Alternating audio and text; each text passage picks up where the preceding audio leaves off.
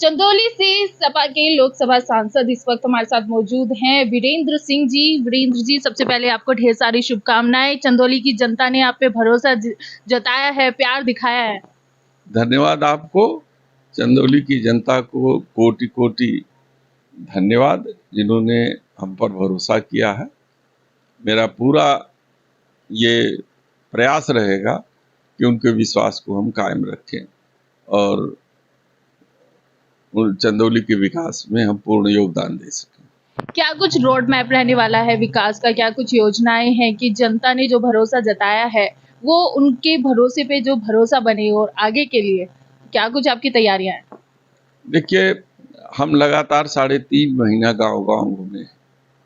हमने अपनी आंखों से देखा है कि चंदौली क्षेत्र जो कभी पंडित कमलापति त्रिपाठी जी का क्षेत्र हुआ करता था और जहां पर उन्होंने विकास की गंगा बहाई थी, आज विगत कई सालों से उपेक्षित पड़ा है।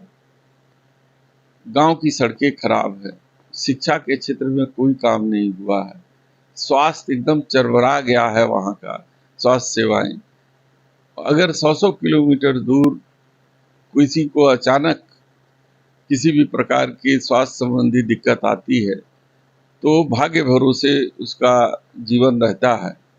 तो ये बहुत सी चीज़ें ऐसी हैं जो हमने अपनी आंखों से चल करके देखा है। गांव की सड़कें इतनी टूटी फूटी है कि जिस पर किसान चलता है, मजदूर चलता है, गांव के बच्चे साइकिल से अपने स्कूल कॉलेज पढ़ने के लिए जाते हैं, किसान अपनी फसलों को लेकर के मंडी तक जाता है। बहुत सी चीज़ें हैं। अभी आप मुगल सराय में चले जाइए तो जो हमारे अल्पसंख्यक समाज के लोग हैं उनकी बस्तियों की हालत बड़ी खराब है।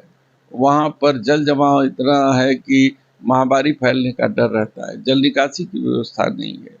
10-15 सालों में तो कुछ हुआ ही नहीं वहाँ पर। तो बहुत से ऐसे काम हैं जो योजनाबद्ध तरीके से काम करना है।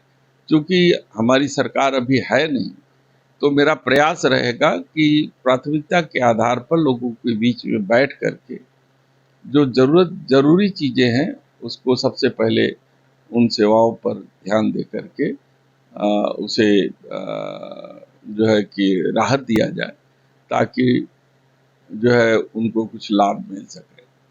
तो सबसे पहले आपका किस वर्ग पे फोकस रहने वाला है? युवा पीढ़ी पे रहने वाला है, किसान पे रहने वाला है, महिलाओं पे रहने वाला है या छात्रों पे रहने वाला है?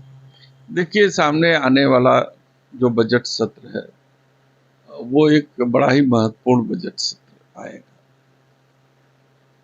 सरकार को मेरा सुझाव रहेगा कि ऐसी नीतियां लाए, जैसे कुटीर उद्योग को यदि बढ़ावा देते हैं, छोटे छोटे उद्योग को ज़्यादा महत्व देंगे तो छोटे उद्योगों में ज़्यादा मैन पावर की ज़रूरत पड़ती है और हमारे जो नौजवान युवा पीढ़ी है आज बेरोजगार जो है घूम रही है, उसको एक दिशा मिलेगी, उसको काम करने का मौका मिलेगा। ऐसा नहीं है कि हमारे यहाँ के जो बच्चे हैं पढ़े लिखे वो कम हुनरमंद हैं, वो हुनरमंद हैं, केवल उनको एक रास्ता दिखाने की ज़रूरत है। ये काम जनप्रतिनिधियों का है। हम सरकार को मजबूर करेंगे सदन के अंदर आवाज़ को उठा करके कि आप बड़े बड़े अडानी अंबानी और तमाम ऐसी जो सपने दिखा करके आप जो है देश को गुमराह करने की बात कर रहे हैं, आप वो काम न करें, धरातल पे काम करें और कुटीर उद्योग को ज़्यादा महत्व दें, ताकि रोजी रोजगार ज़्यादा जो है निकले, उसके अवसर मिले लोगों को और हमारे बच्चे बेरोजगारी से के दंश से जो है थोड़ा निजात पाएं। ये मेरी प्राथमिकता रहेगी। बहुत बहुत धन्यवाद आपका। तो यहाँ पर वीरेंद्र सिंह जी का कहना है कि रोजगार का जो बेरोजगारी है उससे यहाँ पे जो है लड़ाई शुरू हो चुकी है और अब इसका समाधान जो है वो जल्द ही निकालेंगे। कैमरा पर्सन चंदन के साथ मीनाक्षी श्रेयान, सुदर्शन न्यूज़ दिल्ली।